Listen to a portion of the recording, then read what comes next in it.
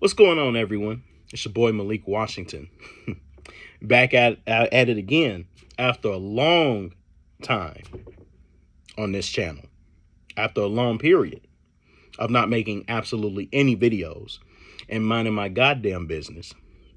Welcome back to the podcast channel, Breaking Mental Barriers, or to abbreviate it, the BMB.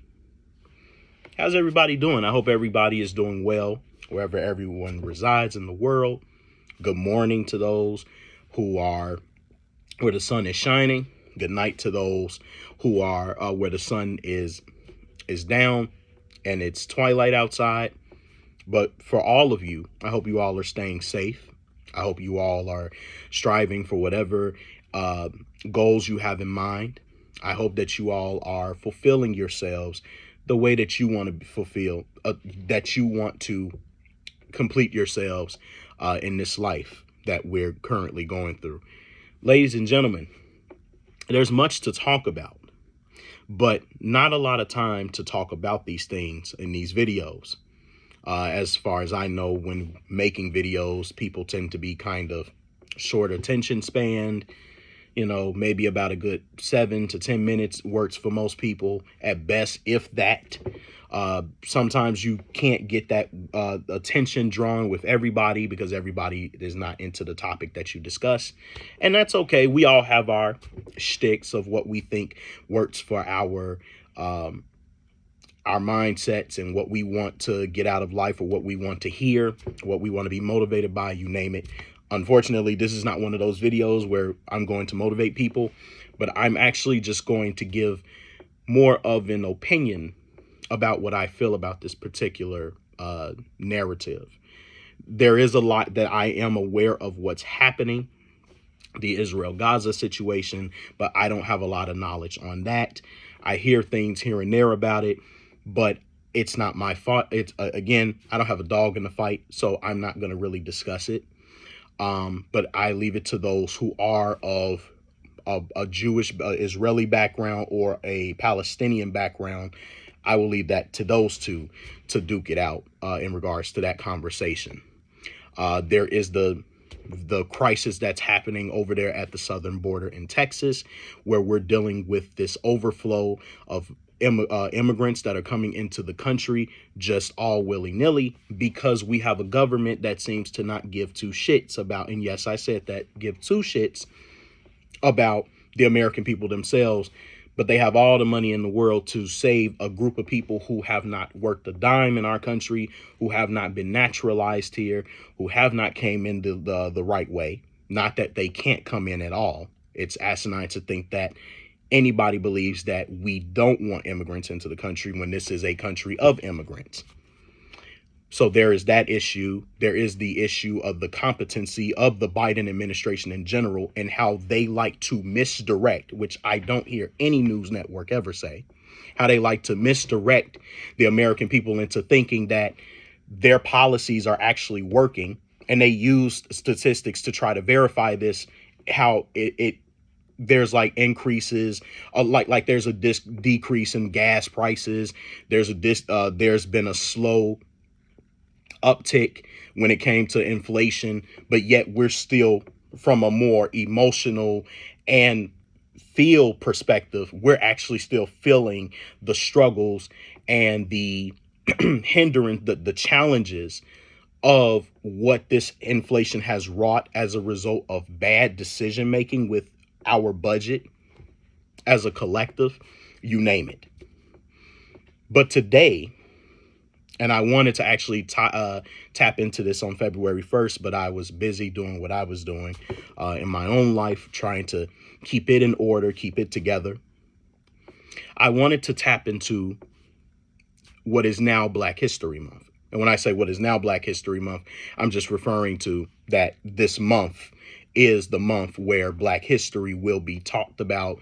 It will be remembered. It will be reminded of to those of us who either are of West African descent, that had been enslaved and brought over here, sold from Africa by Africans, and then brought over here to America via ships by the Europeans, and then talking about what happened from slavery all the way up to the Jim Crow era.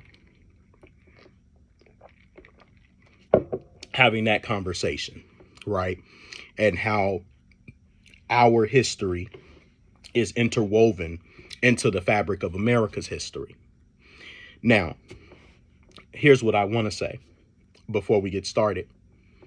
I want to say that first off, I don't like the fact that we only get a month of this history, because I don't think we need a month of it. I, in fact, think this is an all year round thing. We are of West African descent, 365 days in a year, right? 7 days a week. And quite frankly, a month is not enough to talk about Black history. In fact, not many of us talk about it as much. In some circles, I believe that people do have these discussions, maybe more so amongst academia, that they talk about this, maybe more so amongst the educated, maybe much more amongst those who are more well seasoned, who grew up in the Jim Crow era, the Boomer era, the crack era, and all of those places, when the height of what we were facing as a group was much prevalent back then. All the so-called the racism, the white supremacy, the systemic oppression, the acts that were utilized against us as a group, we were basically not treated as human beings during this time frame. And quite frankly, this is something that you could discuss all year round as opposed to a month.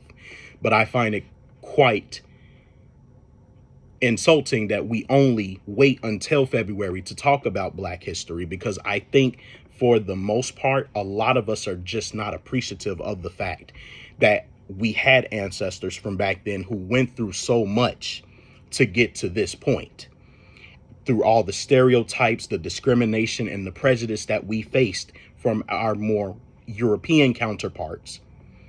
We come to this point to where we have condensed our history into only being discussed for a month. But much of this comes from the fact that, from my observation, Black people tend to be very emblematic. They like things to be put in front of an audience as a spectacle.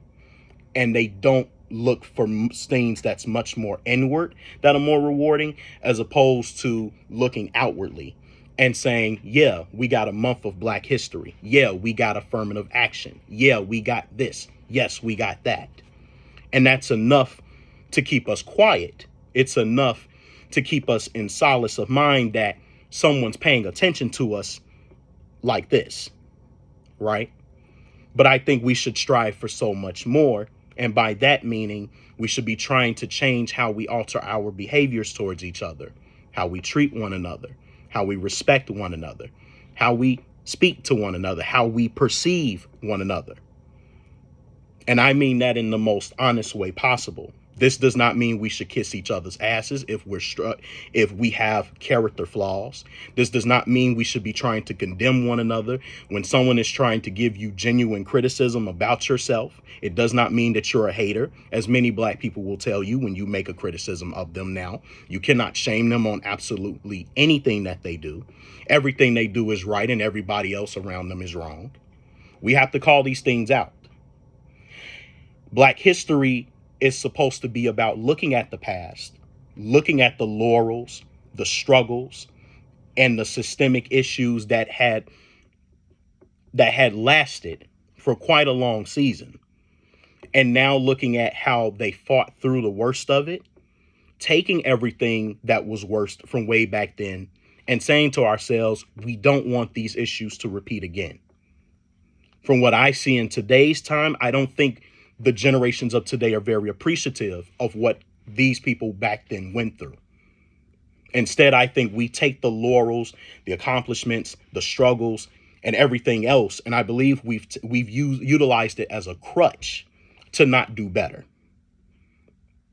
Being that a lot of us are still at the bottom of the totem pole as a collective, being that there is a high degree of fatherlessness within the community, being that there are a lot of secrets that people keep hidden under the rug and we don't address it. And we have a lot of people in our community who tend to be predator minded, and we don't want to put them in jail when they do wrong. I think there's a lot of things that we face as a group that we don't like to address.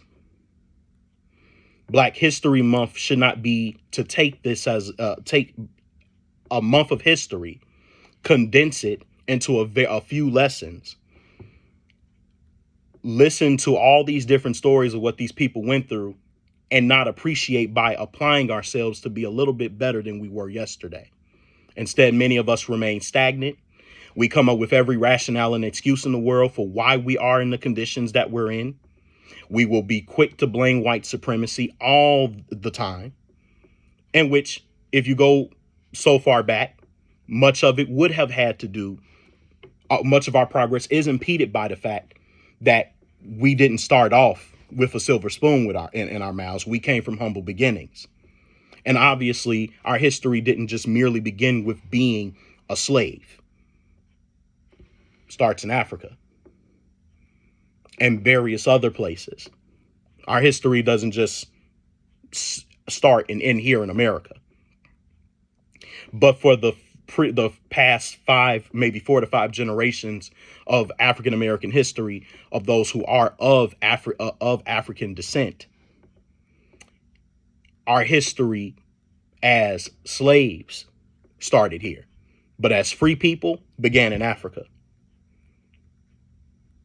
I say all of this to say that our people have to want better for themselves,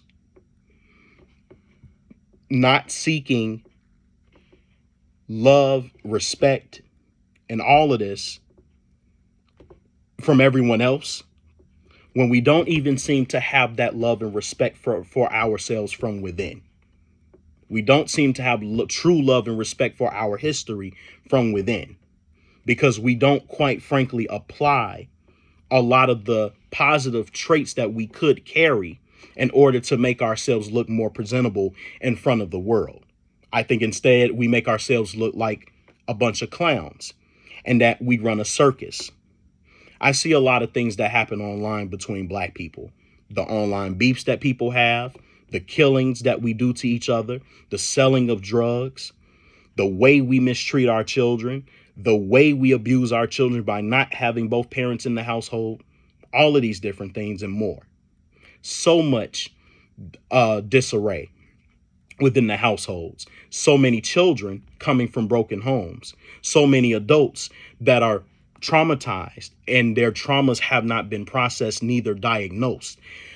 Furthermore, a lot of mental illness is in the Black community, from hysteria to bipolar disorder to antisocial personality disorders, a lot of different things, right? The inability to articulate how we truly feel, the inability to de-escalate in confrontations. By that meaning, when we get into arguments, we either are quick to threaten someone and say we're ready to whoop someone's ass, we're ready to fight, we're ready to kill, we're just ready to take a life out, instead of just saying, look, brother, look, sister, we don't have to go there. It doesn't have to go there, right? We're having a conversation. The inability to disagree without it leading to, oh, I got to shut you down now because you're saying something I don't like. The inability to have a Socratic dialogue and allow for disagreement to reign between you two like adults, and it doesn't lead to ad hominem attacks. There are so many flaws within our community, within Black people, let me put it that way, that need to be fixed. Black history should be a learning lesson of not to repeat all of these wrongs that we seem to have that have been carried from past times. I think that's, quite frankly, a history we don't very much talk about. Very good at trying to find ways to make money, very good at trying to find ways to create podcasts where we have these polarities, but there's money behind it.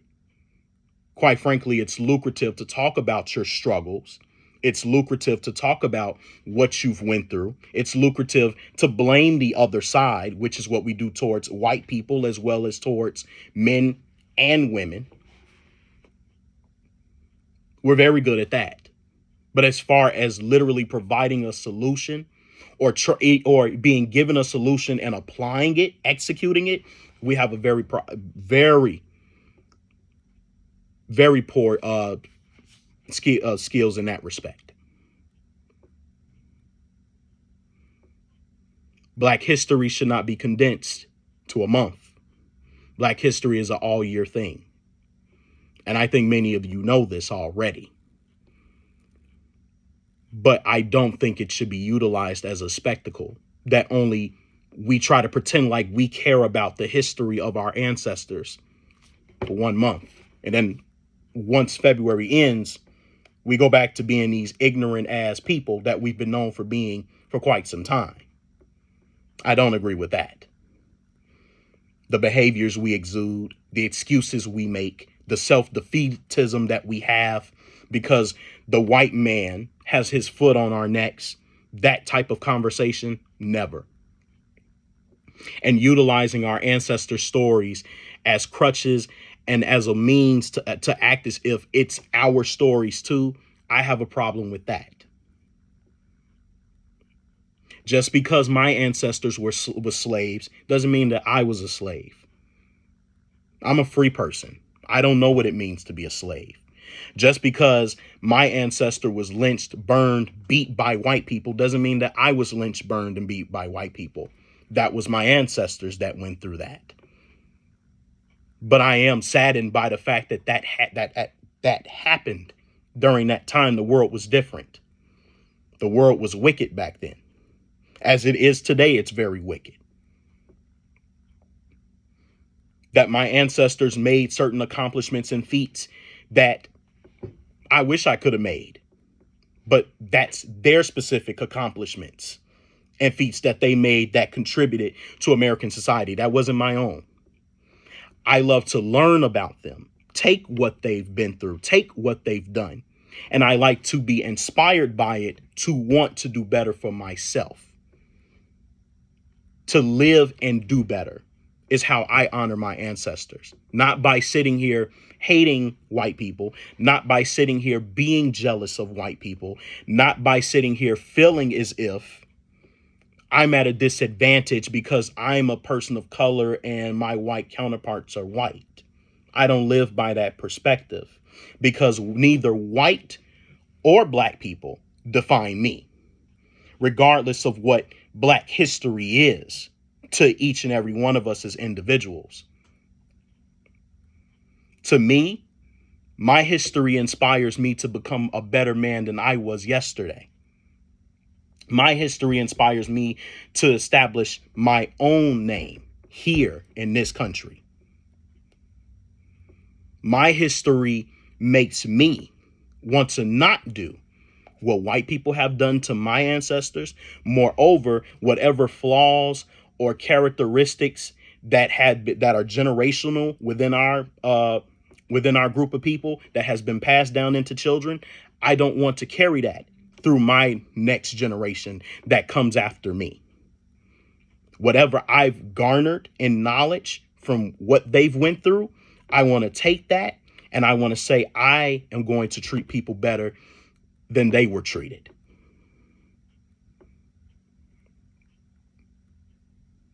And granted, yes, there are many polarities between blacks and whites. There are many disparities between blacks and whites. There are many differential privileges and treatment between blacks and whites. I'll give you that.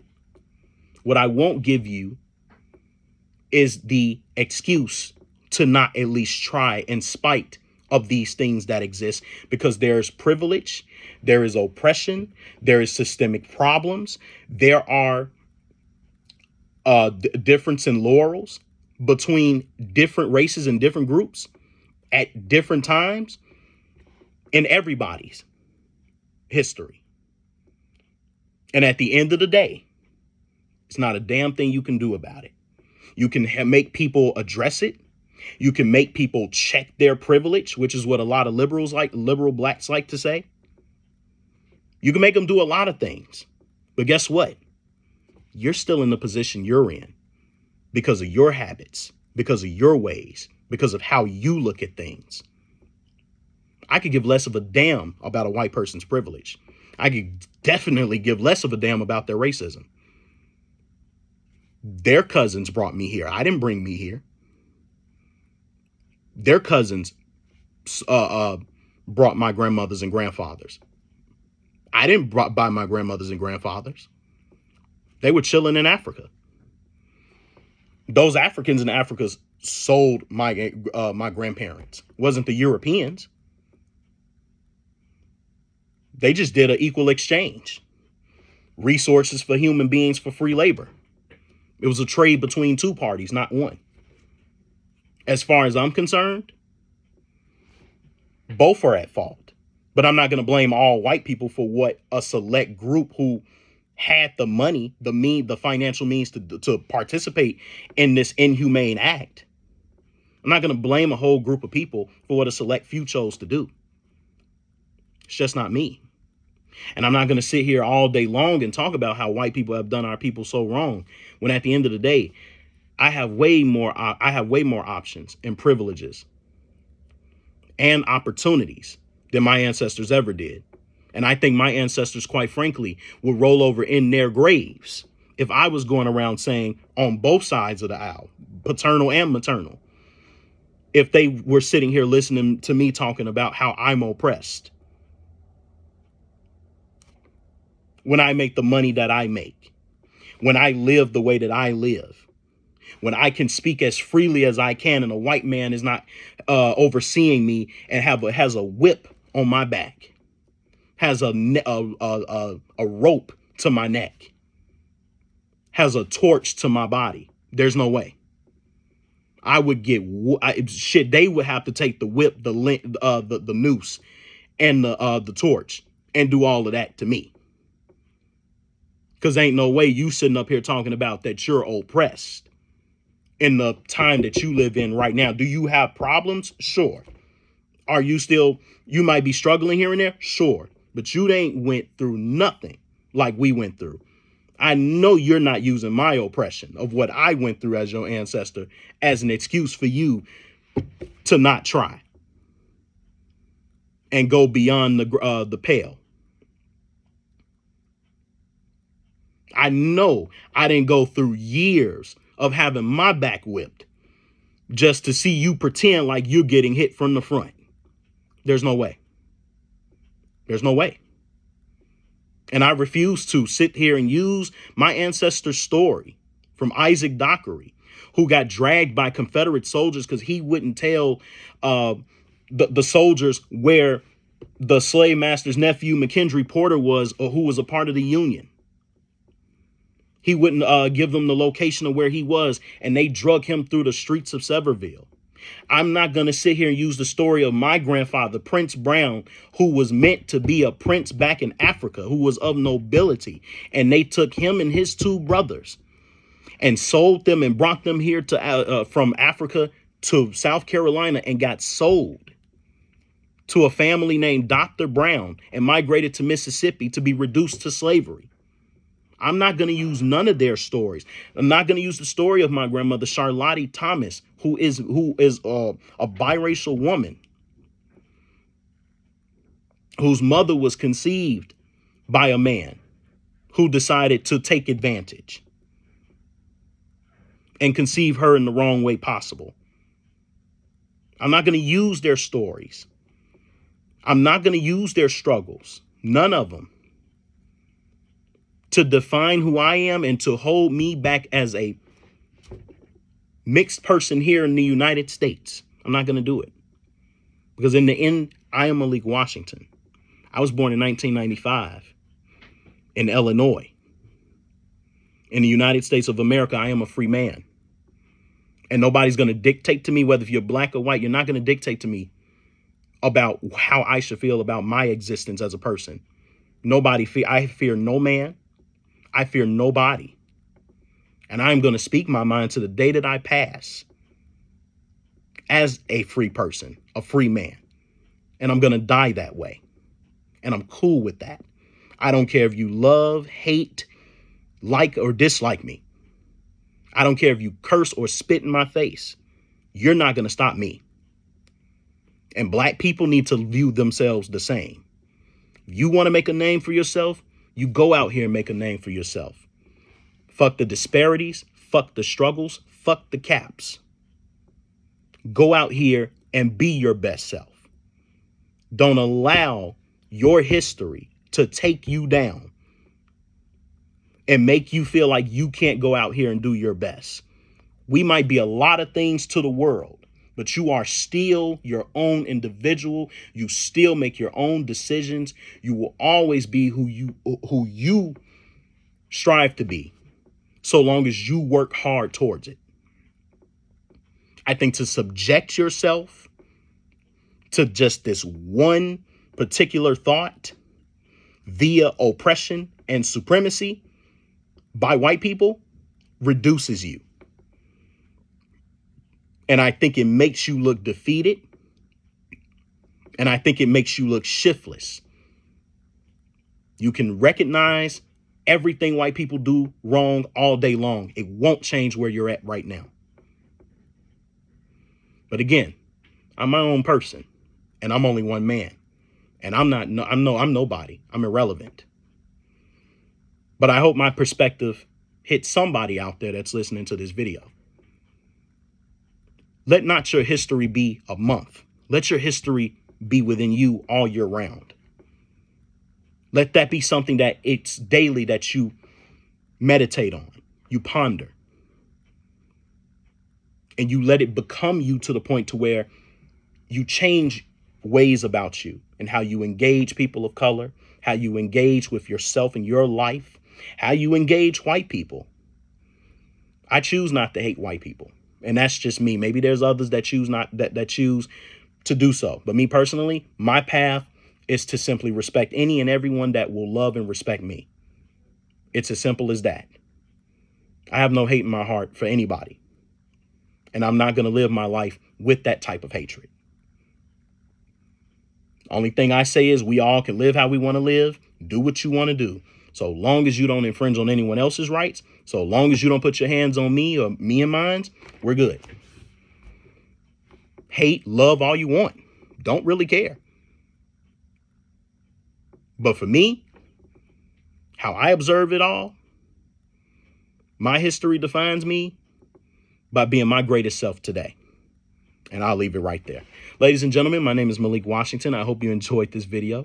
Have a good day or good night wherever you reside. And I thank you for listening. If you got this far, subscribe to this channel. Make sure you comment. Give me your perspective. How does Black history define you?